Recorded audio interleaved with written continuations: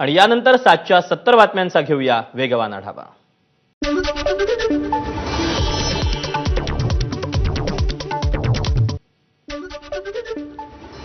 राहुल गांधींच्या भारत जोडो न्याय यात्रेनिमित्त चांदवडमध्ये आज सभा, शरद पवार आणि संजय राऊतांच्या उपस्थितीमध्ये शेतकरी परिषद आणि सभेचं आयोजन। राहुल गांधींच्या भारत जोडो न्याय यात्रेत शेतकऱ्यांचा कांदारात सहभागी होणार। शेतकऱ्यांच्या व्यथा मांडण्यासाठी गेल्या 20 ते 25 दिवसांपासून हा रथ नाशिक जिल्ह्यात फिरतोय। उद्धव ठाकरे आज रत्नागिरी दौऱ्यावर गुहागरमध्ये ठाकरेंची जाहीर सभा, जनसंवाद कार्यक्रमाच्या माध्यमातून उद्धव ठाकरे नागरिकांशी संवाद साधणार असल्याची अनंत गीतेंची माहिती। आमदार निलेश लंके आज शरद पवारांच्या राष्ट्रवादीत प्रवेश करण्याची शक्यता, सुजय विखेंच्या विरोधात लंकेंना तिकीट मिळण्याची शक्यता। माजी न्यायमूर्ती संदीप शिंदे समितीला 30 एप्रिलपर्यंत मुदतवाढ, कुणबी प्रमाणपत्र नोंदणीची माहिती गोळा करण्यासाठी समिती गठीत केली होती। भाजप लोकसभेची दुसरी यादी जाहीर, दुसऱ्या यादीत महाराष्ट्राच्या 20 जणांसह एकूण 72 जणांची घोषणा। मुंबई उत्तरमधून गोपाळ शेट्टी यांना उमेदवारी नाकारत त्यांच्या जागी केंद्रीय मंत्री पियुष गोयल यांना उमेदवारी जाहीर। मुंबई उत्तर पूर्वेतून मनोज कोटक यांचा पत्ता कट, त्यांच्या जागी मुलुंडचे आमदार मिहिर कोटेचा यांची वर्णी। पुण्याचे खासदार गिरीश बापट यांच्या निधनानंतर पुण्याच्या खासदारकीचं तिकीट भाजप कुणाला देणार याची चर्चा होती। अखेर माजी महापौर मुरलीधर मोहोळ यांना तिकीट जाहीर, तर अहमदनगरमधून सुजय विखे पाटील यांना सलग दुसऱ्यांदा उमेदवारी। राजकीय पार्श्वभूमी नसलेला कार्यकर्ता लोकसभा उमेदवार होतो हे फक्त भाजपात होऊ शकतं, उमेदवारी जाहीर झाल्यानंतर मुरलीधर मोहोळ यांची प्रतिक्रिया। पंतप्रधान मोदींच्या 400 पारमध्ये अहमदनगरचा मोठा वाटा असेल, अहमदनगरमधून उमेदवारी जाहीर झाल्यानंतर सुजय विखेंकडून विश्वास व्यक्त। नागपूरमधून अपेक्षेप्रमाणे नितीन गडकरी यांचा महाराष्ट्राच्या पहिल्या यादीत समावेश, तर एकनाथ खडसेंनी पक्ष सोडल्यावरही रावेरमधून रक्षा खडसेंना पुन्हा एकदा उमेदवारी देत भाजपनं त्यांच्यावर दाखवला विश्वास। नागपूर विमानतळावर नितीन गडकरींचं जल्लोषात स्वागत, नागपुरातून उमेदवारी जाहीर झाल्यानंतर कार्यकर्त्यांकडून फटाक्यांची आतषबाजी आणि ढोल ताशांच्या गजरात गडकरींचं स्वागत। तिकीट मिळण्याबाबत थोडी धाकधूक होती, मात्र आपण केलेली विकास कामं तसंच जनता आणि पक्षाच्या वरिष्ठ नेत्यांनी आपल्यावर दाखवलेला विश्वास यामुळे तिसऱ्यांदा उमेदवारी जाहीर, रक्षा खडसेंची प्रतिक्रिया। प्रकृती अस्वास्थ्यामुळे अकोल्याचे विद्यमान खासदार आणि माजी मंत्री संजय धोत्रे यांच्याऐवजी त्यांचे पुत्र अनुप धोत्रे यांना भाजपकडून तिकीट, तर वर्ध्यामधून विद्यमान खासदार रामदास तडस यांच्या गळ्यात पुन्हा एकदा उमेदवारीची माळ। मिळालेल्या संधीचं सोनं करून पक्षवाढीसाठी मदत करणार, उमेदवारी जाहीर झाल्यानंतर रामदास तडस यांची प्रतिक्रिया। लोकसभा निवडणुकीबाबत सुधीर मुनगंटीवारांनी व्यक्त केलेली भीती खरी ठरली, भाजपच्या दुसऱ्या यादीत सुधीर मुनगंटीवारांना चंद्रपूरमधून उमेदवारी जाहीर। नंदुरबार अनुसूचित जमातीसाठी राखीव मतदारसंघातून पुन्हा एकदा हिना गावित यांना भाजपकडून उमेदवारी, तर धुळ्यातून माजी केंद्रीय मंत्री सुभाष भामरेंना, तर जळगावातून स्मिता वाघ यांना उमेदवारी घोषित। लोकसभा निवडणुकीसाठी पक्षानं तिसऱ्यांदा दिलेल्या संधीचं सोनं करून धुळ्यातून उमेदवारी जाहीर झाल्यानंतर सुभाष भामरेंची प्रतिक्रिया। केंद्रीय आरोग्य राज्यमंत्री भारती पवार यांना दिंडोरी एसटी मतदारसंघातून उमेदवारी जाहीर, तर केंद्रीय राज्यमंत्री कपिल पाटील यांच्या नावाची भिवंडीतून पुन्हा एकदा घोषणा। अशोक चव्हाणांनी भाजपात प्रवेश केल्यानंतर नांदेडमध्ये विद्यमान खासदारांना कोणताही धक्का नाही, नांदेडमधून प्रतापराव चिखलीकर हेच पुन्हा एकदा भाजपचे उमेदवार, तर जालन्यातून केंद्रीय रेल्वे राज्यमंत्री रावसाहेब दानवे यांनाच तिकीट। अशोक चव्हाण आमच्याकडे आले आहेत, मतदारसंघात त्यांची वेगळी ताकद, आता दोघं एकत्र आल्यानं विजय मोठा होईल, नांदेडमधून उमेदवारी जाहीर झाल्यानंतर प्रतापराव चिखलीकरांची प्रतिक्रिया। पक्षानं 6व्यांदा माझ्यावर विश्वास ठेवला, निवडून देणं मतदारांच्या हाती, मात्र पुढच्या काळात पक्ष जे निर्णय घेईल ती जबाबदारी पार पाडू, जालन्यातून उमेदवारी जाहीर झाल्यानंतर रावसाहेब दानवेंची प्रतिक्रिया। भाजप नेत्या पंकजा मुंडे यांची प्रतीक्षा अखेर संपली, प्रीतम मुंडे यांच्या जागी पंकजा मुंडे यांना बीडमधून लोकसभेची उमेदवारी, लातूरातून सुधाकर शिंगारेच पुन्हा एकदा भाजपच्या तिकिटावर। म्हाडा मतदारसंघातही भाजपनं पुन्हा एकदा रणजितसिंह नाईक निंबाळकर यांनाच दिली उमेदवारी, तर सांगलीत भाजपच्या उमेदवारीसाठी प्रचंड चढाव असताना संजय काका पाटील यांच्यावरच विश्वास। केंद्रीय नेतृत्व आणि राज्यातील नेतृत्वानं माझ्यावर तिसऱ्यांदा विश्वास दाखवला, माझ्या विरोधात कुणीही उमेदवार असला तरी मी त्यांना आता चितपट करून विजय होईल, सांगली भाजप लोकसभेचे उमेदवार खासदार संजय काका पाटील यांना विश्वास।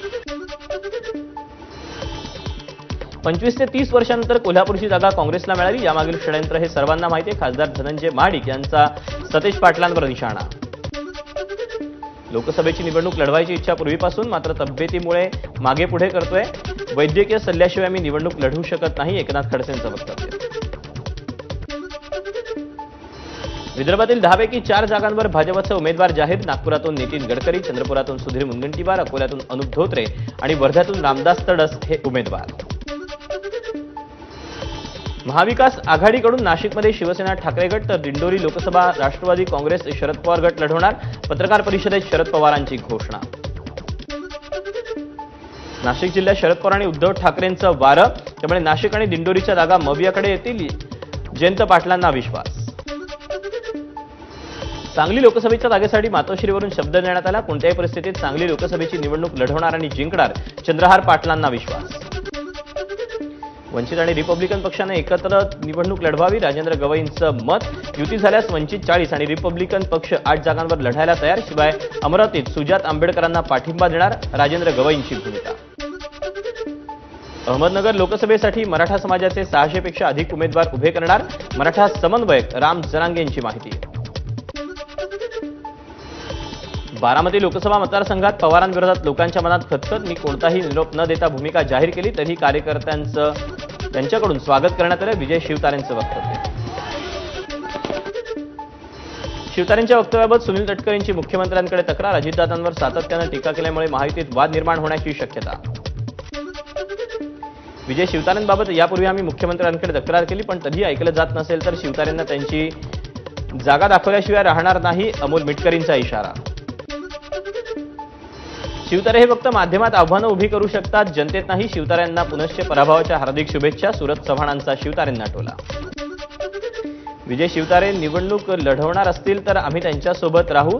शिवतारेंनी प्रहारच्या तिकिटावर निवडणूक लढवावी, बच्चू कडूंची माहिती. विजय शिवतारेंना मुख्यमंत्री शिंदेंनी बैठकीसाठी बोलावलं. दुपारी वर्षावर मुख्यमंत्र्यांनी शिवतारेंमध्ये बैठक. बारामती तालुक्याच्या दौऱ्यावेळी अजित पवारांच्या काटेवाडीत विजय शिवतारेंचं जल्लोषात स्वागत. पवारांचं श्रद्धास्थान असलेल्या कण्हेरीच्या मारुती रायाचं शिवतारेंकडून दर्शन. बारामती लोकसभा मतदारसंघात शिवतारेंचा दौरा, त्याआधी शिवतारेंनी घेतलं जेजुरीच्या खंडोबाचं दर्शन. मुख्यमंत्र्यांना पाठिंबा दिलेले 13 खासदार महायुतीचे उमेदवार असणार. मुंबईत झालेल्या खासदारांच्या बैठकीत खासदार संजय मंडलिक यांची माहिती. उद्धव ठाकरे आणि राष्ट्रवादी आणि काँग्रेस एकत्र निवडणूक लढवणार. 2-3 जागांवर चर्चा सुरू. येत्या 3 ते 4 दिवसात निवडणुकीचा कार्यक्रम जाहीर होईल, शरद पवारांची माहिती. लवकरच महाविकास आघाडीचं जागा वाटप होईल. 15 आणि 16 तारखेला पुन्हा बैठक घेणार. प्रकाश आंबेडकरांच्या पत्रावर बैठकीत निर्णय घेण्यात येईल, जयंत पाटलांची माहिती. आरएसएस आणि कट्टरपंथी धर्माधर्मात वाद आणि भांडणं लावतायत. यात्रेदरम्यान राहुल गांधींचा आरएसएसवर जोरदार हल्लाबोल. देशातल्या प्रत्येक गरीब महिलेला वर्षाला 1 लाख रुपये, सरकारी नोकरीत 50% आरक्षण, आशा सेविकांचं मानधन दुप्पट करण्याची काँग्रेसची घोषणा. देशातल्या 22 उद्योगपतींकडे जितकी संपत्ती तितकीच संपत्ती देशातील 70 कोटी जनतेची मिळू नये, भारत जोडो यात्रेदरम्यान राहुल गांधींची टीका. नाशिकच्या मालेगावात राहुल गांधींनी महापुरुषांच्या पुतळ्याला अभिवादन करण्याचं टाळलं. जागतिक नेत्यांना महाराष्ट्रातील महापुरुषांचा विसर पडावा ही निषेधाची बाब, मंत्री दादा भुसेंचं वक्तव्य. राष्ट्रवादी काँग्रेस पक्षाचं नाव आणि चिन्हाबाबत सर्वोच्च न्यायालयात आज सुनावणी. निवडणूक आयोगाविरोधात शरद पवारांची सर्वोच्च न्यायालयात याचिका. इतिहास गद्दारांचा नाही तर लढणाऱ्यांचा लिहिला जातो, संजय राऊतांची एकनाथ शिंदेंवर टीका. रोज मेळाव्याने उद्घाटन होत आहेत, राज्य सरकार घाबरले, जयंत पाटलांची सरकारवर टीका. सत्तेचा गैरवापर सुरू. महाराष्ट्रात संजय राऊतांनी लेखणीनं सरकारविरोधात लिहिलं म्हणून त्यांना तुरुंगात टाकलं. अनिल देशमुखांनाही टाकलं. शरद पवारांचा नाशिकच्या सभेतून सरकारवर हल्लाबोल. भाजपचं हिंदुत्व म्हणजे घर पेटवणारं, त्यांना फक्त दंगली करायच्या आहेत, घरं उद्ध्वस्त करायची आहेत. उद्धव ठाकरेंचा भाजपवर वाशिममधून हल्लाबोल. उद्धव ठाकरे मातोश्रीवरून बाहेर पडले हे आश्चर्य, एकनाथ शिंदेंनी त्यांना बाहेर काढलं. दिवा विसताना फडफडतो तशी त्यांची अवस्था, रामदास कदमांची टीका. आम्हाला कुठलाही दावा आम्ही केलेला नाही, मात्र महायुतीमध्ये सन्मान मिळाला पाहिजे, मी खासदार हे अभियान राबवणार, बच्चू कडूंची माहिती. आम्ही तुमच्या इतकं मोठं होऊ शकत नाही, एका मतदारसंघापुरतं मर्यादित असलो तरी आमची गरज पडते, बच्चू कडूंचं दरेकरांना प्रत्युत्तर. आम्ही एनडीएचे घटक आहोत आणि राहणार, वरिष्ठ पातळीवर काय निर्णय होतो याकडे आमचं लक्ष, प्रवीण दरेकरांच्या वक्तव्यावर आमदार रवी राणांची प्रतिक्रिया. नामांतराचं अहमदनगर शहरात स्वागत. पुण्यश्लोक अहिल्याबाई होळकरांच्या नावाचं शहर झाल्यानं नेत्यांकडून समाधान व्यक्त. मराठवाड्यातील टंचाई स्थिती दूर करण्यासाठी प्रशासनानं स्वयंसेवी संस्था, सामाजिक संस्था यांचा सक्रिय सहभाग घ्यावा. नीलम गोरे यांचे निर्देश. महाराष्ट्र शासनाच्या सामाजिक न्याय आणि विशेष सहाय्य विभागानं विकसित केलेल्या अद्ययावत संकेतस्थळाचं मुख्यमंत्री आणि उपमुख्यमंत्र्यांच्या हस्ते अनावरण. ज्ञानेश्वर सिंग यांच्या नेतृत्वाखाली एसआयटीनं गोळा केलेले पुरावे समीर वानखेड्यांविरोधात वापरले जाऊ शकत नाहीत. दिल्ली हायकोर्टाच्या निकालात महत्त्वपूर्ण निरीक्षण. पोलीस कोठडीतील आरोपींचा आत्मसन्मान जपा, त्यांना विवस्त्र करू नका. पोलीस महासंचालकांचे सर्व पोलीस ठाण्यांकरता आदेश जारी. हायकोर्टाकडून याची प्रत देण्याचे निर्देश. अपरात्री एकट्या महिलेच्या घराचं दार ठोठावणं अयोग्य, हायकोर्टाचं निरीक्षण. सीआयएसएफच्या जवानाच्या याचिकेत कोर्टाचे खडे बोल. 26/11चा अल्पवयीन पीडितेला दिलेल्या आश्वासनाची अखेर पूर्तता. देविका रोटमलीला मुंबईत मिळणार हक्काचं घर. डोंबिवली शहरातील 27 रस्त्यांच्या काँक्रिटीकरणासाठी 335 कोटींचा निधी मंजूर. सार्वजनिक बांधकाम मंत्री रवींद्र चव्हाणांची माहिती. ठाण्याच्या यशवंतनगर नाका परिसरात टेम्पो बस स्टॉपवर आदळल्यानं बस स्टॉप पडला. घटनेत कोणालाही दुखापत नाही. अहमदनगरच्या जामखेडमधील रत्नदीप मेडिकल फाउंडेशनचे अध्यक्ष डॉक्टर भास्कर मोरे यांना अटक. भास्कर मोरे विद्यार्थ्यांचा शारीरिक आणि मानसिक छळ करत असल्याचा विद्यार्थ्यांचा आरोप.